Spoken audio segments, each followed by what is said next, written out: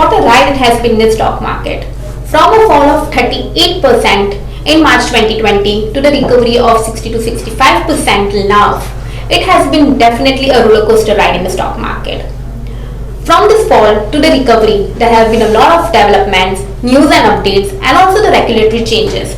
It's quite obvious for an Indian investor to feel lost while investing in the stock market. And hence, that's the reason we have curated this special edition of the video along with Jaspreet Singh Arora, Chief Investment Officer at Research and Ranking. Over here, Jaspreet is going to answer all the questions you need to know about the market uncertainty, the way ahead for the markets, but most importantly, he will be answering what you should do as an Indian investor. Jaspreet, thank you for being with us. So Jaspreet, as I said, that it has been quite a roller coaster ride in the stock market from the fall to the recovery. Sure. What according to you has been a key driver behind this recovery? Is it the pure play of the fundamentals, or do you think there is a speculation behind this growth in the stock market? Sure. Let me just take a step back and rewind, and not a great month, the month of March, but what really happened. So the Nifty plummeted more than 40% in one single month. That's kind of not happened in many decades in India, and then it kind of pulled back very swiftly, and thereafter it's been it consolidated, and it's been moving up thereafter. See, broadly the same pattern emerged in 2008 and 2009 and the year following that, but it's exactly the same. The only difference is that the time it has taken in terms of the fall, the consolidation and the pullback has been much sharper. All right, so let's go into it and what's the way ahead to understand.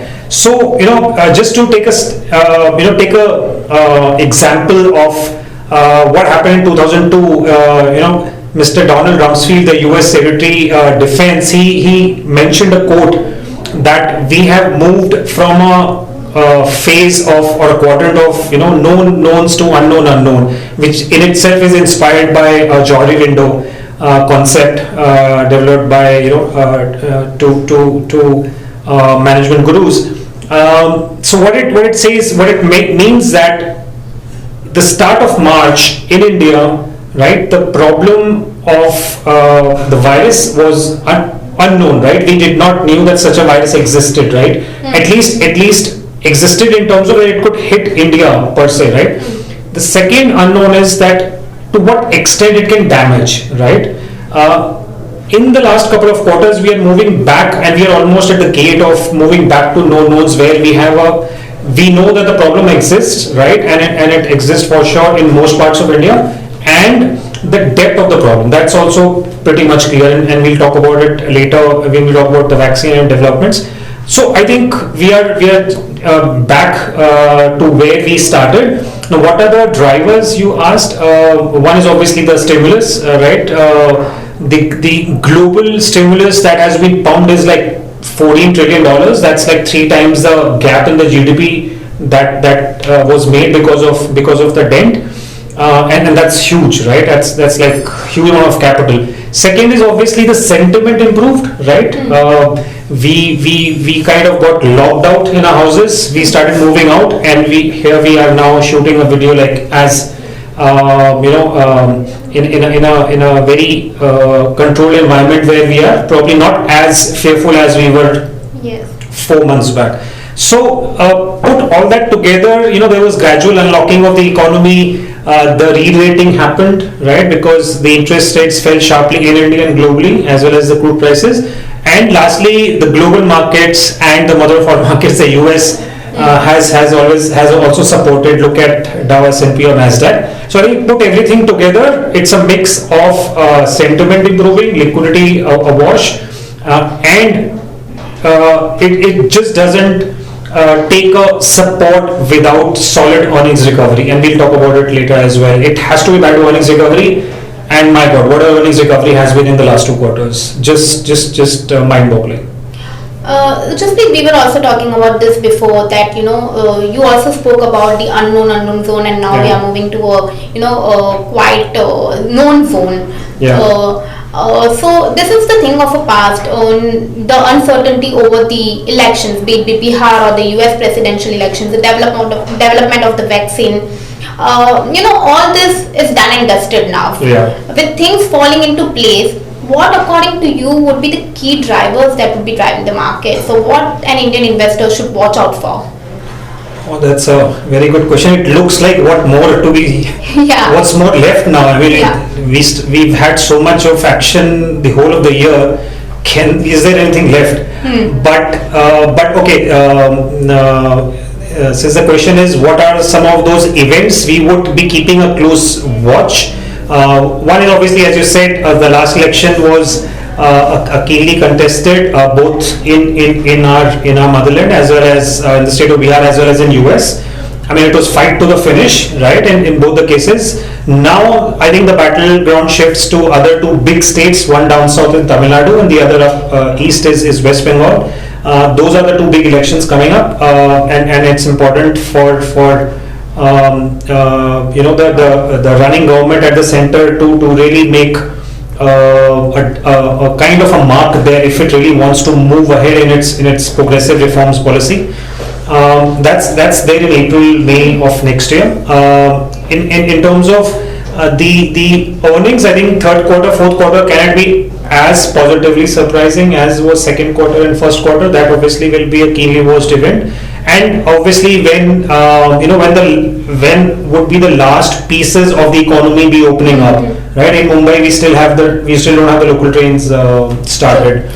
Today itself, the minister commented that they want to wait for another fortnight before they want to get. I think so. There are certain pieces in the economy which are still not up and running, right? And in some cases they are up and running, but not to the full capacity. There is a threshold. Let's say 50% restaurants, 70% in a multiplex.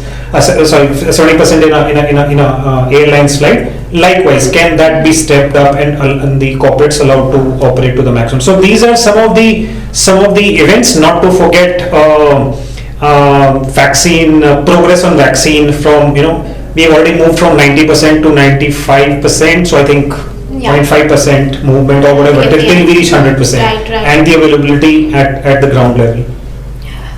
So before even the pandemic hit India, which was obviously a black swan event which no one could have predicted, India was facing a few problems. Right. If we talk about the stressed balance sheets, I talk about the subdued earnings or maybe increasing non-performing assets.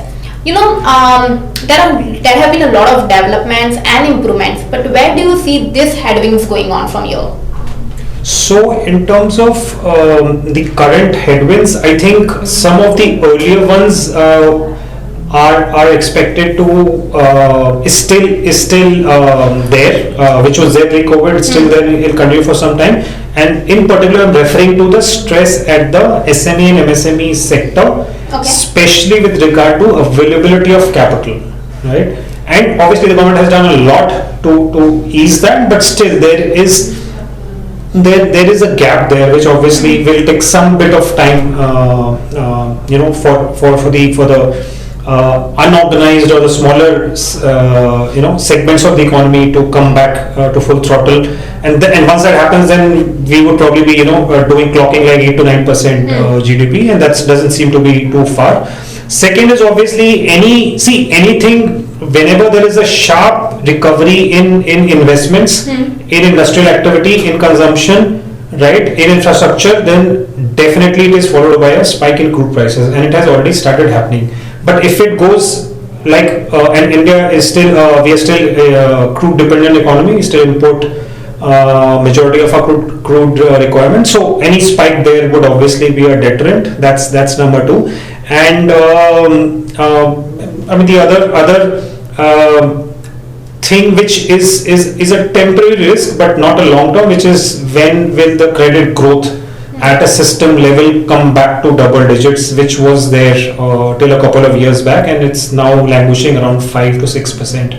That is very, very important. And lastly, when does the words COVID, lockdown and all these get taken away from the newspaper headlines? True. Because that plays a psychological impact in the minds of investors. The moment you see that out of the first page of newspapers, that I think would be a new phase when people would start taking life start living life very, very normally as they used to do till February of 2020. That's very well said, Jaspreet. So now, because we are speaking about the unlocking in the economy, with this unlocking in the economy, what do you think are the key emerging trends which definitely would shape the India's growth story, or would determine the way investors invest in the opportunities? Sure, that's an interesting question. So we've already seen sectors like IT and pharma getting benefited, right? Work from home, and therefore IT was never impacted. In fact, people have the corporates are spending more on IT. Same as with pharmaceuticals. There is a higher recognition that more money is to be spent there. In terms of other activities or segments, I think one is obviously innovation. We have earlier in India we saw Asian Paints coming out with their personnel coming to your house with wearing full PP kits and doing the painting so that the fear is not there. That's just one example. In Britain recently, they have opened up. They have converted their pubs so that during the daytime they can offer the tables to people who want to, instead of doing work from home, they can work from, let's say, a pub, where they give like in £10 you get a full day access to Wi-Fi, hot drinks, food, and likewise, and then so that you don't feel monotonous while working from home. So I think innovation has been there quite a lot in various sectors. Similarly, real estate has made a very, very sharp comeback, and for obvious reasons. The interest rates are at a multi-decade low in India. We can get a home loan today at sub 7%, not possible till 20 years back. And also, the fact that real estate prices have not gone up, plus that many state governments have reduced their stamp duties or cut down on registration charges, that has also boosted. So these are some of the trends, and I want to highlight two more. One is the ability or the consumption pattern in tier 2, 3 and 4 towns has been seen like unlike before, right? You look at the sales of Flipkart, Myntra, Amazon. They have supplied to like the corners of India in this sale that they saw in Diwali. That's there. And lastly, I think the latest one that we are now witnessing, and I think that's there for long, is the manufacturing comeback of manufacturing. India as a manufacturing base, right? And you'll ask, what is and what will drive that? I think a lot of things. What do you need to set up manufacturing? You need help from the government, right? The government has introduced labor reforms, they've introduced land reforms, right? They have brought down the corporate tax rates. Now they're giving PLI, the performance linked incentives, and they are now, everybody's talking of the China Plus One strategy. All of this put together is a very good mix of platform where India can emerge as the next manufacturing destination. Jaspreet, since we are talking about India, can you quickly throw a light on how did corporate India perform, especially in the last few quarters, and more specifically about the last quarter? Sure. So last quarter was in fact a comeback of sorts in terms of doing even a step better than first quarter. To give you some numbers, the amount of upgrades to downgrades were 4:1, right? Which means that out of 5 companies, 4 saw an upgrade in earnings for the full financial year. About 2/3 of the let's say 500 Nifty 500 companies delivered better than expected results. The balance was a mix between under delivery to neutral performance. The overall Nifty, even though the sales were down, both EBITDA and net profit were up in double digits on a YOY basis. So these were some of the highlights, and after I think many years, Nifty for a full year EPS has seen a massive upgrades for 2 consecutive quarters. In the first quarter it saw, and now in the second quarter. Obviously, some of the sectors all the sectors did well, and some of the sectors which were neutral were like from consumer discretionary like auto, and the ones which did not do well were from the ultra discretionary, which are still under some kind of a control, like travel, tourism, airlines, flights, and entertainment. So that I would say was the summary. And just to conclude, I think the commentary from the conference calls and interviews suggested that the current quarter, the momentum is still continuing, and which is very, very important. Where do you see the quarter 3 and quarter 4 of financial year 2021, and what is the long-term outlook towards the year 2022? Sure. So as I said, the story continues, the momentum continues in the running quarter, and obviously the positive momentum will be reflected in the earnings in the third quarter, and fourth quarter onwards. I'm saying onwards because fourth quarter had an impact in last year. So fourth quarter onwards, you will have a base effect as well, which will aid to that positivity. In terms of the way ahead, I would say what has been the drivers will continue, and that's liquidity that's available.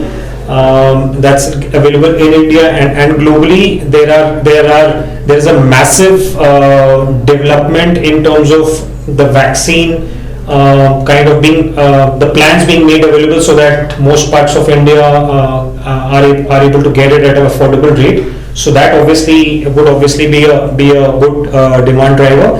And many corporates had slashed their fixed expenses a little bit on the staff side, and more in terms of the on travel, tourism, and advertisement promotion. It looks like some of it they may want to retain, and therefore some of the operating margin uplift that was there, that may continue for most part of the next couple of quarters. So directionally, the profit momentum, the boost in YY growth will continue in the coming quarters. And if I were to look at some of the, we look at 13,000 Nifty and we get enamored, but the fact is we are still at about 20 times, March 22 earnings at Nifty level, and about 17-18 times March 23, which is a tad higher than long-term averages. Even in terms of market cap to GDP, we would be at about 85%. Again, a tad higher than long-term average of 75%. But which obviously will go down if you start looking at March 22. But what also needs to be kept in mind is that it's supported by the fact that interest rates are lowest globally, including in India. And obviously lower interest rates means a higher PE ratio. Yeah. Right. Second is a weakening dollar that also helps India in terms of the capital flows. And lastly, in terms of the liquidity, that's expected to remain very, very benign. So I think if you put all these things together, and the fact that India's GDP next year should be anywhere between 8 to 9%, possibly even higher next financial year. In fact, next calendar year also Moody's is projecting 8.6%. I think things cannot get any better in terms of getting that platform on which India should be able to now move on and continue showing that robust performance. I'm sure this answer gives a lot of reasons to the Indian investor why it's not the time to wait on the sidelines. Absolutely. Yeah, so as we are about to say goodbye to 2020, it's time to write down the New Year resolutions. so what according to you would be one New Year investing resolution to create wealth? I would say that's the biggest learning I've had and in this calendar year, and which is never to let go an opportunity be wasted, right? In March and April, if anybody had got been on the backseat and he or she has not capitalized on that, why not even in the month of May and June, it would have been. Such opportunities comes once in a decade, right? So you got to be positive that India is a growing economy. These are opportunities which are there only for a short time, and the country, the economy, the individual, we have the ability to bounce back. I think that's my takeaway. That be positive and have the patience in the fact, and have the confidence in the fact that we have the ability to bounce back and take and cash on any opportunity that you get. I'm sure we will have more such opportunities in the future. May not be obviously of this magnitude, but be ready, and let's not just wait for that big correction that we've been all waiting for so many months now. To summarize, it's don't time the market, trust the time, trust India's growth story. Thank you, Jaspreet, for your words of wisdom as always. But before you go, we curate a lot of videos on market developments and investing practices. So don't forget to hit the subscribe button on our YouTube channel to stay updated with all the videos. Thank you so much for joining us today.